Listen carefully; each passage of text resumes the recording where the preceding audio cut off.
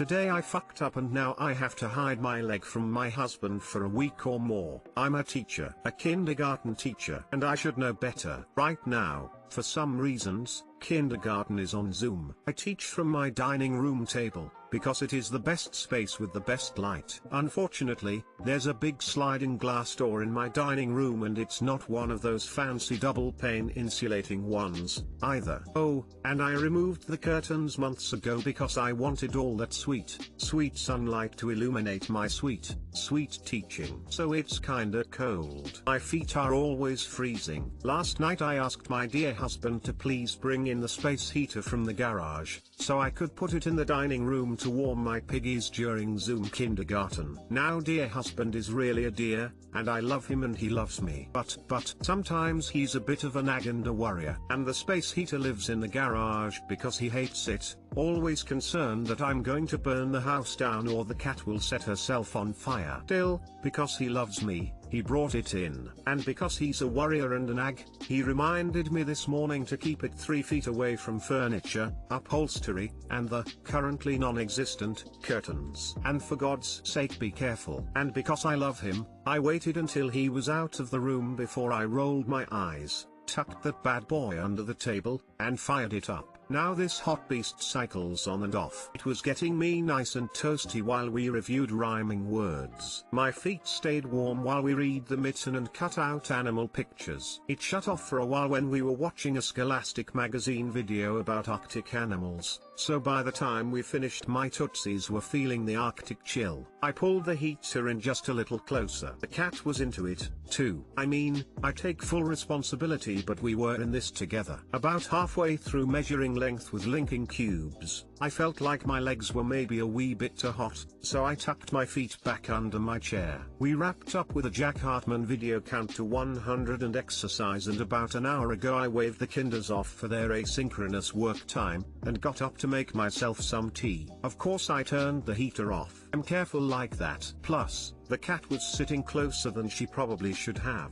But as I sat down with my cuppa, I noticed a stinging sensation just below my right knee. I pulled my pant leg up and kids, I was shook. I have angry red splotches on the front of my leg, and the beginnings of a blister. It is not pretty. And now that I look at it, it kinda hurts, too. Folks, be careful with your space heaters. It was 3 feet away from anything combustible except for me and the cat. She's fine, but I'm slightly flame broiled. And I am not telling my husband. He would be kind and sympathetic and he might even resist the urge to say I told you so, but he would never forget. So I'll be wearing knee-high socks to bed for a while until this heals. I'm an idiot. Too long didn't read. Today I fucked up, yup, today, by broiling my limb on a heater, and now I have to hide it because I, a grown-ass woman, can't bear to see my husband's pitying look and read the reproachful "but I warned you" exclamation mark in his eyes. Edit, sincere thanks to all who showed concern and gave treatment advice. It's several hours later,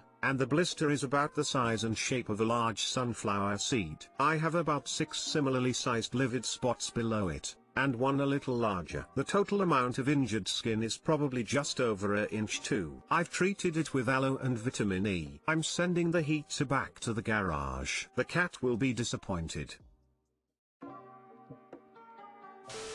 This may seem a little crazy, but bear with me, it may be worth getting some blood work or something. You should definitely be able to feel that kind of burning well before blistering point. My best friend years ago, at age 18 or so, burned her leg on a heater because her legs were always too cold. Shortly after she was diagnosed with type 1 diabetes, apparently it was part of why she was too cold and didn't feel her leg burning in time. I assume as a teacher you're well beyond the type 1 diabetes age, but it may be worth looking into whether that's normal. Type 2 diabetes, nerve damage, things like that could cause reduced sensitivity in your legs. I was reading this and in the background, coincidentally, the radio was playing My Way by Frank Sinatra. Improved the story by 100%. And now, the heater's near. It's close to me, but not the curtain. I failed to heed my hubby dear. I have no case of this, I'm certain. I scorched my freaking leg. And now I'll hide it, in my sly way. Oh yes, I proved I'm hot, and did it my way.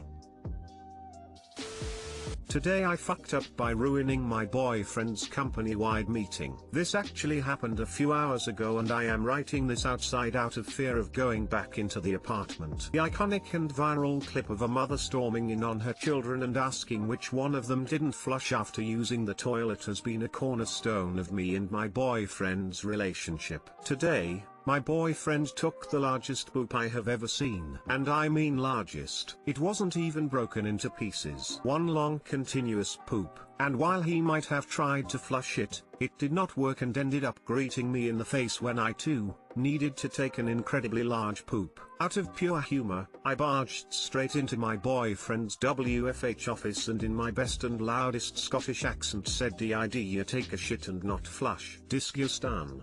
The intention was to laugh with my boyfriend and for him to come and see how it didn't flush correctly. Instead, his face went completely white and jaw dropped. He was on a video call with not only his boss, but his entire team. We normally have a little sign to put on the door when we are in video calls, but just like how he maybe forgot to flush, he forgot to let me know he was having a company-wide meeting where he was presenting. Too long didn't read. Today life imitated art and I interrupted my boyfriend's company-wide meeting by accusing him of taking a poop without flushing. Update: everything is somewhat fine between us. We oftentimes like to prank and scare one another, so it comes with the territory. Luckily most of his younger colleagues know the video reference and thought I was doing it intentionally as a joke. However, now he is a little panicked that this will make it to the front page and some people he works with will realize it most definitely wasn't a joke and he most definitely made the world's largest poop. Edit: well, you guys did it. Today I fucked up by thinking this wouldn't make it to the front page, or at very least there would be another gay European couple male who had his company-wide meeting interrupted by his boyfriend quoting a viral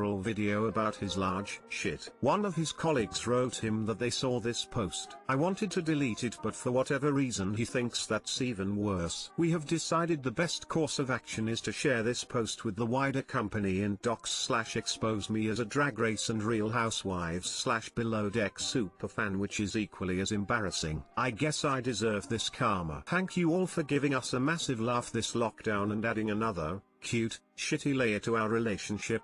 Heart. What was the reaction? Op is packing his stuff and can't reply right now cause Op just got dumped. Edit: her to his. Well, he needs to learn to take care of his shit on one form or another, then this wouldn't happen. If he has really learned his lesson, he will buy a poop knife, and remember his sign.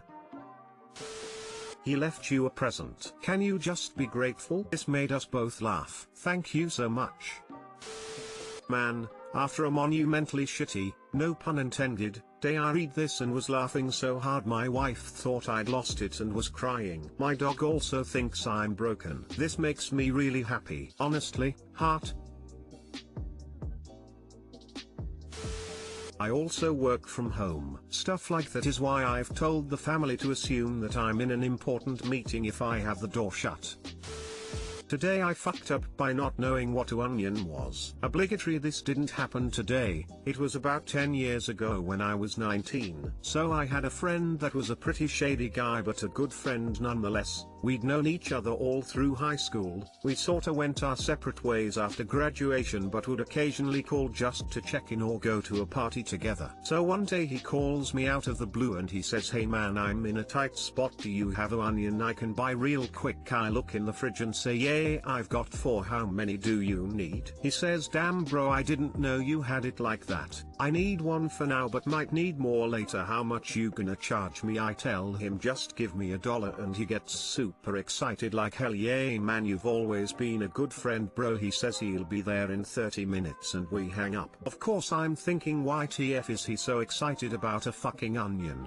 Whatever, maybe he's making meatloaf and forgot to buy onions. So he pulls up 30 minutes later and I go outside with the onion in my hand feeling pretty good about helping my friend out. He flips DF out like, "WTF is this? Are you tryna RIP me off? Are you a fucking fed?" I'm standing there confused as fuck. "Bro, you said you wanted a damn onion, what's the problem?" At that point I think he realized what was happening and says, "Fuck you bro, you're wasting my time," and speeds off. Still in a state of shock I go in the house thinking maybe he want a different type of onion than the one I had. I call my dad and explain the weirdness of what just happened. He laughs for a good 10 minutes straight. Turns out an onion is a unit of measurement for cocaine, and $1 in that context means $100, which is way below the market value. Who knew? Never talked to or heard from him again. He's in prison now. Anyway, there must be something about my demeanor that screams drug dealer, because all throughout my adult life people have just assumed I had drugs for sale, especially at parties, but sometimes just randomly on the street. It's weird AF, but I've just gotten used to it at this point. I remember some really old guy when I was 11-12 telling me I'd make a good drug dealer. Something about his seriousness and tone made it seem almost like a prophecy, and it stuck with me. TLDR, my drug dealing friend wanted to buy an onion. He meant drugs. I thought he meant an actual onion. Edit. So to answer a few questions. My dad knew because he grew up in the projects of LA. He has MS now, so he's not dealing or buying, but he certainly did in his younger days. According to him, up until I was around 5 years old. Onion equals ounce. Apparently most people have either never heard it used in that context or use it for an ounce of weed. Maybe he meant that I'm 6'2",